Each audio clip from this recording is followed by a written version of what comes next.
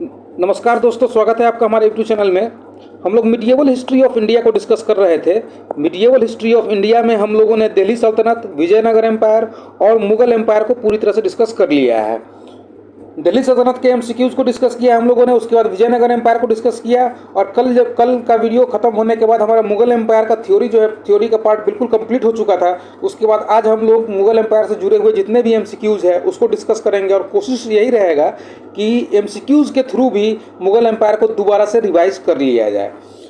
तो अगर वीडियो को पूरा देखिएगा, वीडियो अगर आप लोगों को अच्छा लगे तो वीडियो को लाइक कीजिएगा, चैनल को सब्सक्राइब कीजिए और अपने दोस्तों को भी शेयर जरूर कीजिए। तो चलिए शुरू करते हैं आज का लेक्चर। आज का पहला क्वेश्चन है कि आलम खान कौन था? Who was Alam Khan who invited Babur to invade India? Alam Khan कौन था जिसने बाबर को इनवाइट किया था कि इंडिया पर आक्रमण करने के लिए? तो आलम खान जो था वो इब्राहिम लोदी का अंकल था, और वो अपने आप को गद्दी का प्रबल दावेदार मानता था। तो अब Alam Khan was uncle of Ibrahim Lodi and a pretender to the throne of Delhi is the correct answer. देखो एक और एक्सप्लेनेशन देख लेते हैं कि जब फोर्थ कैंपेन कर रहा था ना बाबर, तो उस समय इब्राहिम लोदी और दौलत खान के बीच जो रिश्ते थे वो काफ़ी ख़राब हो गए थे। एक बार इब्राहिम लोदी ने दौलत खान को ऑर्डर किया कि तुम मेरे कैपिटल को विजिट करो, लेकिन दौलत खान ने क्या किया कि दौलत खान ने अपने बेटे दिलावर खान को भेज दिया बाबर के पास कि आप जो है वो आक्रमण कीजिए और इब्राहिम लोदी को गद्दी से हटाइए। तो उसके बाद क्या कि बाबर के पास तो एक गोल्डन अपॉर्चुनिटी आ गई। बाबर ने गोल्डन अपॉर्चुनिटी का फ़ायदा उठाते हुए उसने जो है इब्राहिम लोदी पर आक्रमण किया और इब्राहिम लोदी को गद्दी से हटाया। एक्चुअली में जो ये आलम खान था वो गद्दी पर बैठना चाहता था, लेकिन फर्स्ट बैटल ऑफ पानीपत हुई 1526 ईस्वी में, जिसमें इब्राहिम लोदी की हार हो जाती है, और उसके बाद बाबर जो है गद्दी पर बैठता है और मुगल एम्पायर की स्थापना हो जाती है। तो इसका करेक्ट आंसर हो जाएगा Alam Khan was the uncle of Ibrahim Lodi and a pretender to the throne of Delhi. दूसरा क्वेश्चन है कि Mughal ruler of medieval India हुआ, जो मुगल रूलर थे मिडिएवल इंडिया के वो क्या थे? पर्शियन थे, अफगान्स थे, चंगाताई तुर्क्स थे, या नन ऑफ द अबव? तो इसका करेक्ट आंसर हो जाएगा चंगाताई तुर्क्स थे, चंगाताई तुर्क्स। तो Mughal rulers belong to the Chagatai Turks.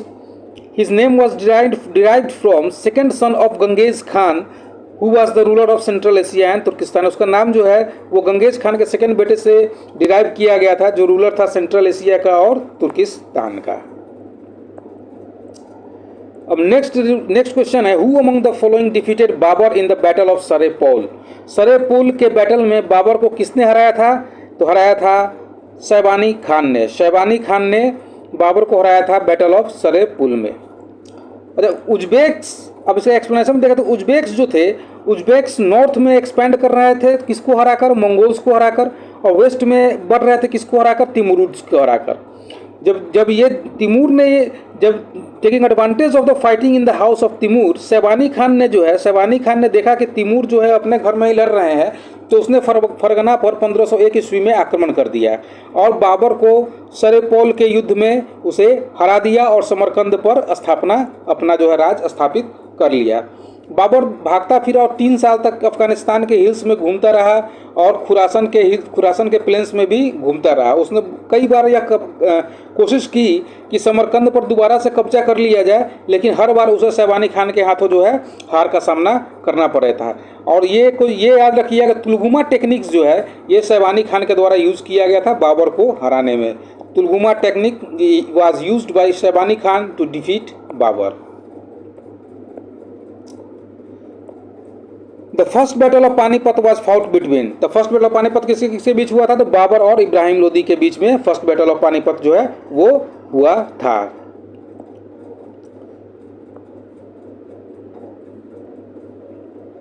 तो फर्स्ट बैटल ऑफ पानीपत कब हुआ? 1526 ईस्वी में हुआ। किसके बीच हुआ? बाबर और इब्राहिम लोदी के बीच में हुआ, जिसमें जो है इब्राहिम लोदी की हार हो जाती है और उसके बाद मुगल एम्पायर की स्थापना हो जाती है। बाबर जो है पहला राजा बनता है मुगल एम्पायर का।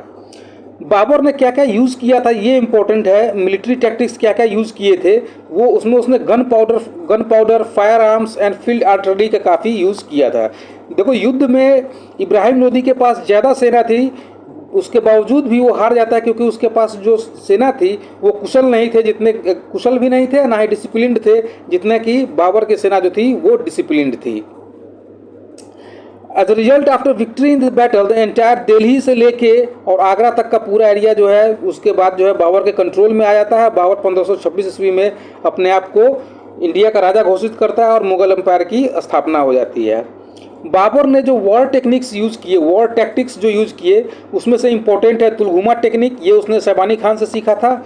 और दूसरा है आर्टिलरी का यूज़ किया, गनर्स का यूज़ किया, हॉर्समैन का यूज़ किया। और ये हॉर्समैन जो थे इससे काफ़ी एफिशिएंट थे, जिस वजह से इसकी जो है जीत हो जाती है। उसके बाद जीत के बाद इसने बहुत सारा पैसा जो है लोगों के बीच ऑफर किया और लोगों ने इसको किस चीज़ की उपाधि दी थी, तो कलंदर की उपाधि इसको लोगों ने दी थी। Next question, the main reason for Babur's victory in the battle of Panipat was.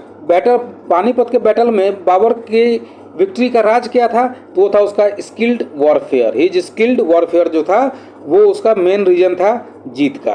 तो फर्स्ट बैटल पानीपत 1526 ईस्वी में लड़ा गया और किसी किसके बीच लड़ा गया था, बाबर और इब्राहिम लोदी के बीच में लड़ा गया। और उसके बाद जो है इब्राहिम लोदी की हार हो गई और इब्राहिम लोदी की हार के बाद भारत में मुगल एम्पायर की स्थापना हो जाती है।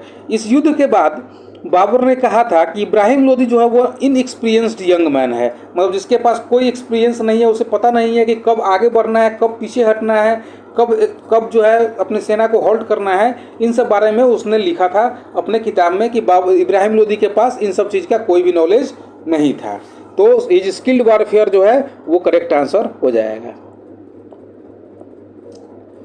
नेक्स्ट क्वेश्चन कहता है, eight which of the following battles was artillery used for first time by one of the two आर्मीज। Artilleries का पहली बार उपयोग किस बैटल में हुआ था, तो वो हुआ था फर्स्ट बैटल ऑफ पानीपत में। आर्टिलरीज का यूज किया था किसने, बाबर ने किया था। विच one of the following pairs is not correctly matched. इनमें से पेयर्स जो है वो कौन सा करेक्टली मैच नहीं है, तो पहला स्टेटमेंट, पहला ऑप्शन कहता है first battle of Panipat held in 1526। Battle of Khanwa कब हुआ, तो बैटल ऑफ खानवा हुआ 1527 ईस्वी में। बैटल ऑफ घाघरा कब हुआ, बैटल ऑफ घाघरा हुआ था 1528 ईस्वी में। 1528 में बैटल ऑफ घाघरा हुआ। बैटल ऑफ चंदेरी जो है वो 1529 में हुआ था। 1528 में हुआ था बैटल ऑफ चंदेरी और बैटल ऑफ घाघरा 1529 में हुआ था। तो फर्स्ट बैटल ऑफ पानीपत जो है 1526 ईस्वी में लड़ा गया किसके बीच, बाबर और इब्राहिम लोदी के बीच। उसके बाद बैटल ऑफ खानवा लड़ा गया किसके बीच, बाबर और राणा संगा के बीच, किस ईस्वी में, 1527 ईस्वी में। बैटल ऑफ घाघरा लड़ा गया बाबर और अफगान रूलर्स के बीच 1529 ईस्वी में। और बैटल ऑफ चंदेरी जो है वो लड़ा गया 1528 ईस्वी में बाबर और मेदिनी राय के बीच में। तो बैटल ऑफ चंदेरी कब लड़ा गया, 1528 ईस्वी में लड़ा गया था। तो इनकरेक्ट ऑप्शन कौन सा हो जाएगा, ऑप्शन नंबर डी। अब नेक्स्ट क्वेश्चन है, consider the following statement. The arrival of Babur in India led to. पहला स्टेटमेंट है introduction of gunpowder in the subcontinent. तो ये स्टेटमेंट जो बिल्कुल अनकरेक्ट हो जाएगा। हालांकि बाबर ने युद्ध में गन पाउडर का यूज जो है वो पहली बार किया था, लेकिन गन पाउडर जो है ऑलरेडी इंडिया में चाइना के थ्रू आ चुका था। दूसरा है introduction of arch and dome in the regional architecture. ये स्टेटमेंट भी गलत है, क्योंकि आर्क एंड डोम किसके समय में आ गया था, तो दिल्ली सल्तनत के जो शासक थे उसी समय में आर्क एंड डोम जो है इंडिया में आ गया था। तीसरा स्टेटमेंट है establishment of Timurid dynasty in the region. ये स्टेटमेंट जो है वो करेक्ट है। तिमुरिड डायनेस्टी की स्थापना हो जाती है बाबर के इंडिया में आने के बाद। तो gunpowder entered India through China के थ्रू एंटर्ड किया था। हालांकि जो है credit for using it in cannons and guns goes to Babur, यानी कि कैनन्स और गन्स में जो यूज़ करना शुरू किया वो बाबर ने शुरू किया था। और बाबर ने जो मुगल डायनेस्टी की स्थापना की थी पानीपत के युद्ध के बाद। और arch and dome was already introduce during सल्तनत पीरियड में ही आर्क एंड डोम जो है वो इंडिया में इंट्रोड्यूस हो चुका था। बाबर ने इंडियन आर्किटेक्चर को बिल्कुल भी इन्फ्लुएंस नहीं किया। हालांकि उसने बाबरनामा में ये जिक्र किया है कि इंडियन आर्किटेक्चर जो है वो शेप में और बैलेंस में लैक करता है, यानी कि आर्किटेक्चर के बारे में उसने कुछ अच्छा अपने बुक में नहीं लिखा है। उसने पानीपत में एक मॉस्क बनवाया। शेर शाह जो है जिसने हुमायूं को डिफीट किया था उसने बनवाया था किला-ए कुन्हा मॉस्क। किला-ए कुन्हा मॉस्क किसने बनवाया था, तो शेर शाह ने इसे बनवाया था। नेक्स्ट क्वेश्चन है, during which one of the following battles did Babur declare जिहाद, यानी किस बैटल के दौरान बाबर ने जिहाद को डिक्लेयर किया था? तो वो था option number B, battle of Khanwa. Battle of Khanwa के समय बाबर ने जिहाद डिक्लेयर किया था। तो बैटल ऑफ खानवा किसके किसके बीच लड़ा गया था? तो बाबर और राणा संगा के बीच लड़ा गया 1527 ईस्वी में, जिसमें राणा संगा की हार हो जाती है और बाबर जो है गाजी का टाइटल जो है अडॉप्ट करता है। नेक्स्ट है, Babur adopted the title of padshah first. Babur ने पादशाह की जो उपाधि है वो कब ली थी? तो बैटल ऑफ काबुल में ली थी, बैटल ऑफ काबुल के बाद। तो बाबर ने समरकंद को जीत लिया कब? 1501 ईस्वी में। Babur captured Samarkand during the reign of 1508, जो कि 8 महीने के लिए रहा। उसके बाद उसकी वो जो है समरकंद और फरगना जो है हार जाता है। उसके बाद बाबर जो है काबुल की तरफ मूव कर जाता है हारने के बाद। और जब काबुल जो 1504 ईस्वी में जो है वो जीत जाता है, तो वो उसके बाद उसको जो मिर्जा की उपाधि थी, उसकी पहले एंसेस्टर्स से जो मिर्जा की उपाधि उसे मिली हुई थी, उसको वो त्याग देता है और वो पादशाह की उपाधि ले लेता है काबुल को जीतने के बाद। अब next question, the empire of Babur included. Babur का एम्पायर कहाँ कहाँ तक फैला हुआ था? तो एरिया ऑफ काबुल, काबुल उसने जीता था, अभी पढ़ा हमने। Area of Punjab, north west से आया था, उस समय वो जीत गया था। एरिया ऑफ मॉडर्न उत्तर प्रदेश, ये भी उसने जीता था। लेकिन राजस्थान में वो जीत नहीं पाया, क्योंकि राजस्थान में राजपूत रूलर्स जो है वो राज कर रहे थे। तो ऑप्शन नंबर सी जो है करेक्ट हो जाएगा। 1 2 3 इज द करेक्ट स्टेटमेंट। तो the empire of Babur included Kabul, area of modern Uttar Pradesh and Punjab. वो डिफरेंट जो है डिफरेंट सिस्टम यूज करता था अपने एरिया को चलाने के लिए। तो जैसे the regime of Badakhshan out of India was given to Humayun, यानी कि बदाख्शान का जो क्षेत्र था उसको राज करने के लिए दे दिया गया हुमायूं को। मीर यूसुफ अली को अपॉइंट किया गया गवर्नर पंजाब का, और पंजाब का उसे कंट्रोल किसको किसको दे दिया गया? तो भीरा, लाहौर, दीपालपुर, सियालकोट, सरहिंद और हिसार फिरोजा का कंट्रोल जो है वो दे दिया गया मीर यूसुफ अली को। गवर्नेंस जो है काबुल का, कंधार और मुल्तान का किसको दे दिया गया? वो दे दिया उसने कामरान को। और बाबर ने जो है द रीजन ऑफ बिहार जो है वो कहाँ तक स्प्रेड किया था? उसमें बदाख्स्तान तक उस बिहार का रीजन जो था वो स्प्रेड था। लेकिन राजस्थान को वो जीत नहीं पाया था उस समय, क्योंकि राजस्थान पर राजपूत रूलर्स जो है वो राज कर रहे थे। नेक्स्ट क्वेश्चन है कि which Hindu state has been mentioned by Babur in his Baburnama. Baburnama में किस हिंदू स्टेट का वर्णन किया है? तो बाबरनामा में जो बाबर है उसने 2 हिंदू स्टेट का वर्णन किया है। एक तो विजयनगर एम्पायर था और दूसरा था मेवाड़। विजयनगर एम्पायर और मेवाड़ को जो है उसने वर्णन किया है।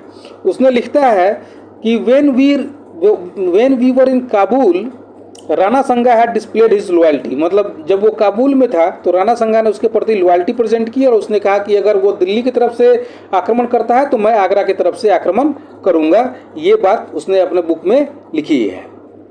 The text written by Babur has an important place among the autobiographies. Abdul Rahim Khan-e Khana जो है वो बाबरनामा को ट्रांसलेट करता है किस लैंग्वेज में? पर्शियन लैंग्वेज में वो ट्रांसलेट करता है। अब्दुल रहीम खाना बाबरनामा को पर्शियन लैंग्वेज में ट्रांसलेट करता है। और उसने एक मुबाइया नाम का जो है एक वर्स स्टाइल भी शुरू किया था। किसने शुरू किया था? तो ये बाबर ने शुरू किया था। और उसने एक रिसाल ए उसाज यानी खत ए बाबरी नामक जो है एक इनोवेटिव स्टाइल भी शुरू किया था। ये भी शुरू किया था किसने? बाबर ने। अब नेक्स्ट क्वेश्चन है, who among the following ruler circulated the silver coin called Shahrukh. यानी कि शाहरुख नाम का सिल्वर क्वाइन जो है वो किसने सर्कुलेट किया था? तो वो किया था बाबर ने। तो बाबर ने सिल्वर और गोल्ड क्वाइंस को अपने राज्य में शुरू किया था और सिल्वर क्वाइंस को वो कहता था शाहरुख। अब arrange properly as per dates, जो फाउड हुमायूं के द्वारा ये 4 जो युद्ध लड़े गए हैं उसको जो है डेट्स के हिसाब से जो है आपको बताना है। तो सबसे पहले कौन लड़ा गया? सबसे पहले देवरा लड़ा गया था, और देवरा के बाद चौसा, चौसा के बाद कन्नौज, और कन्नौज के बाद सरहिंद की लड़ाई उसने लड़ी थी। तो देवरा, चौसा, कन्नौज और Sirhind is the correct answer. तो हुमायूं जो है, Humayun defeated Afghan rebels on the bank of Gomti at Dewra in 1531 ईस्वी में। 1531 ईस्वी में उसने देवरा की लड़ाई जीती। फिर 1539 ईस्वी में वो लड़ाई हार गया शेर शाह सूरी से, चौसा की लड़ाई। फिर कन्नौज की लड़ाई 1540 ईस्वी में वो हार गया शेर शाह सूरी से, और 1555 ईस्वी में वो सरहिंद की लड़ाई जीत जाता है। उसके बाद फिर दोबारा से वो दिल्ली पर बैठ जाता है। यानी कि देवरा की लड़ाई कब लड़ी गई? 1531 में, चौसा लड़ाई लड़ी गई 1539, कन्नौज 1540 और सरहिंद की लड़ाई 1555 में। तो करेक्ट आंसर हो जाएगा देवरा, चौसा, कन्नौज और सरहिंद। इनमें भी कुछ युद्ध दिए हुए हैं और इस युद्ध को बताना है आपको कि क्रोनोलॉजिकल ऑर्डर में कौन सा है। तो सबसे पहले कौन सा आ जाएगा? सबसे पहले वो देवरा की लड़ाई जीतता है अफगान रूलर से। उसके बाद वो कौन जीतता है? तो उसके बाद वो बैटल ऑफ चौसा में हार जाता है वो शेर शाह सूरी से। फिर बैटल ऑफ कन्नौज में हार जाता है वो शेर शाह सूरी से। उसका बैटल ऑफ सामूगढ़ लड़ा गया था औरंगजेब और उसके भाइयों के बीच में। तो करेक्ट आंसर हो जाएगा option number B, 1, 4, 2 and 3 is the correct answer. तो बैटल ऑफ देवरा जो है वो लड़ा गया 1531 में, बैटल ऑफ चौसा लड़ा गया 1539 में, बैटल ऑफ कन्नौज लड़ा गया 1540 में, और बैटल ऑफ सामूगढ़ लड़ा गया 1658 ईस्वी में, जिसमें जो है हुमायूं ने महमूद लोदी को हराया था बैटल ऑफ देवरा में, और शेर शाह ने जो है हुमायूं को हराया था बैटल ऑफ कन्नौज में। बैटल ऑफ सामूगढ़ जो है दारा शिकोह और उसके दो भाइयों के बीच लड़ा गया था, औरंगजेब और मुराद बख्श। बैटल ऑफ चौसा जो है वो शेर शाह और हुमायूं के बीच लड़ा गया था। नेक्स्ट क्वेश्चन है कि from where did Farid who later on become Sher Shah Suri got his education. यानी कि शेर शाह सूरी ने, जिसका नाम पहले फरीद था, उसने एजुकेशन अपना कहाँ से लिया था? तो उसने एजुकेशन लिया था जौनपुर से। जौनपुर से अपना एजुकेशन कंप्लीट किया, जिसे उस समय में सिराज ऑफ ईस्ट भी कहा जाता था। नेक्स्ट क्वेश्चन है विच one of the following medieval era rulers mentioned below were highly educated. इनमें से कौन सा था वो हाईली एजुकेटेड था? तो वो था शेर शाह सूरी। और शेर शाह सूरी कहाँ से पढ़ा था? वो जौनपुर से उसने अपनी पढ़ाई कंप्लीट की थी।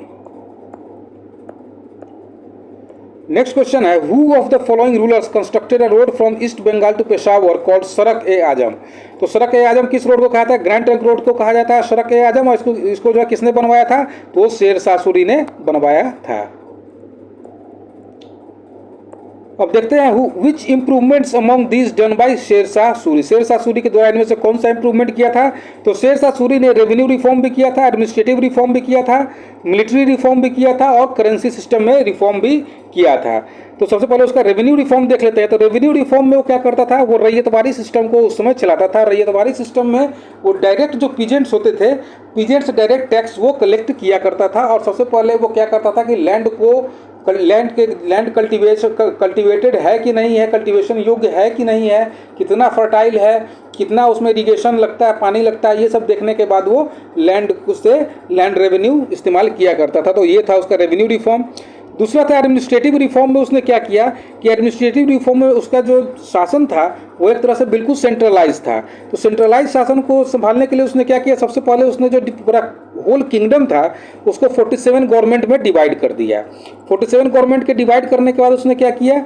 उसने जो है सिकदर नाम के एक मिलिट्री ऑफिशियल को वो अपॉइंट करता था हर जगह पर, और एक नॉन मिलिट्री ऑफिशियल जिसका नाम था आमीर बंगाल उसको वो अपॉइंट करता था, और ताकि जो रिवोल्ट उस एरिया में हो रहा है उस रिवोल्ट को सप्रेस किया जा सके। तीसरा था मिलिट्री रिफॉर्म। तो मिलिट्री रिफॉर्म में वो मेनली वो अलाउद्दीन खिलजी से काफ़ी ज़्यादा इंस्पायर्ड था, इसलिए उसने जो है दाग और चेहरा नाम का सिस्टम जो अलाउद्दीन खिलजी ने शुरू किया था उसने इसे भी कंटिन्यू रखा था। और चेहरा में वो सोल्जर्स को आइडेंटिटी कार्ड देता था और दाग में हॉर्स की ब्रांडिंग करता था, साथ में वो कैश में जो है सोल्जर्स को पे किया करता था। और करेंसी सिस्टम रिफॉर्म्स भी जो है उसने जो है गोल्ड, कॉपर और सिल्वर के काफ़ी सारे कॉइन्स जो है उसने इशू किए थे। अब नेक्स्ट क्वेश्चन है who introduced coin of silver. Silver coin किसने इंट्रोड्यूस किया? तभी हमने डिस्कस किया शेर शाह सूरी ने सिल्वर कॉइन को इंट्रोड्यूस किया था। नेक्स्ट क्वेश्चन है कि what was the exchange rate of silver रुपया। सिल्वर का रुपया था उसका एक्सचेंज रेट क्या था? उसका एक्सचेंज रेट था 64:1। याद रखना है आपको, 64:1 is the exchange rate of silver रुपया। नेक्स्ट क्वेश्चन है कि डेथ ऑफ शेर शाह सूरी अकर्ड इन। शेर शाह सूरी की मृत्यु कहाँ हुई थी? तो मृत्यु हुई थी उसकी कलिंजर में, उसकी मृत्यु हो गई थी।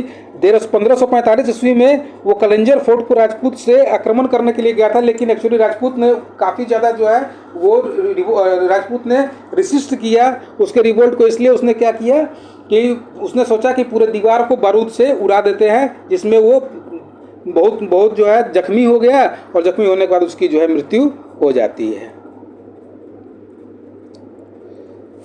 विच मीडिएवल रूलर, किस मीडिएवल रूलर ने ये कहा था कि I would have lost the empire just for a handful of millet? ये कहा था शेरशाह ने। और किसके बारे में कहा था? तो राजपूत से जब वो बैटल ऑफ मारवार लड़ रहा था राजपूत से, तो उसने कहा कि मैं मारवार को जीतने के लिए मैं जो है पूरा एम्पायर जो है लॉस्ट कर जाऊंगा अगर मैं मारवार राजपूत से अगर लड़ता रह गया तो ये इसीलिए उसने कहा था कि I would have lost the empire, मैं पूरा एम्पायर हार जाता just for a handful of millets, यानी कि एक छोटा सा टुकड़ा लेने के लिए मैं पूरा एम्पायर ही हार जाता। जिसने वो कहा था राजपूत से जब उसकी लड़ाई हो रही थी तब। नेक्स्ट क्वेश्चन है कि where is the mausoleum of Sher Shah Suri? Sher Shah Suri का मौसोलियम कहाँ पे है? तो वो है सासाराम में शेरशाह सूरी का मौसोलियम है। सासाराम कहाँ पे? रोहतास बिहार में स्थित है। नेक्स्ट क्वेश्चन है कि which one of the following is a monument constructed by Sher Shah? पहले हम डिस्कस कर चुके हैं शेरशाह ने कौन सा मॉन्यूमेंट बनवाया था। तो किला ए कुन्हा जो है वो बनवाया था शेरशाह सूरी ने। कब बनवाया था? 1541 ईस्वी में उसने बनवाया था। अब नेक्स्ट क्वेश्चन है कि which medieval ruler introduce the system of patta and kabuliyat? Patta और काबूलियत नाम का सिस्टम किसने शुरू किया था? तो ये भी किया था शेरशाह सूरी ने इसे शुरू किया था। और पीजेंट जो है, जो पीजेंट्स को पट्टा दिया जाता है सेंट्रल अथॉरिटी के द्वारा दिया जाता था उस समय, जिसमें ये क्लियरली मेंशन होता था कि आपको कितना टैक्स पे करना है, और पीजेंट्स जो है उसको एक्सेप्ट करते थे काबूलियत के थ्रू। तो पट्टा और काबूलियत किसके द्वारा शुरू किया गया था? तो ये शुरू किया गया था शेरशाह सूरी के द्वारा शुरू किया गया था। तो इस तरह से हम लोगों ने जो है आज पार्ट वन जो है ख़त्म कर दिया है। और हो सके तो 1-2 वीडियो और भी आएगा इसका, और इसमें हम लोग जो मीडिएवल हिस्ट्री को पूरा डिटेल से थ्रू MCQ डिस्कस करेंगे और मीडिएवल हिस्ट्री को पूरा डिटेल से जो है कंप्लीट करेंगे। वीडियो अगर आप लोग को अच्छा लगा तो वीडियो को लाइक कीजिए, चैनल को सब्सक्राइब कीजिए और अपने दोस्तों के बीच शेयर करना ना भूलें। Thank you.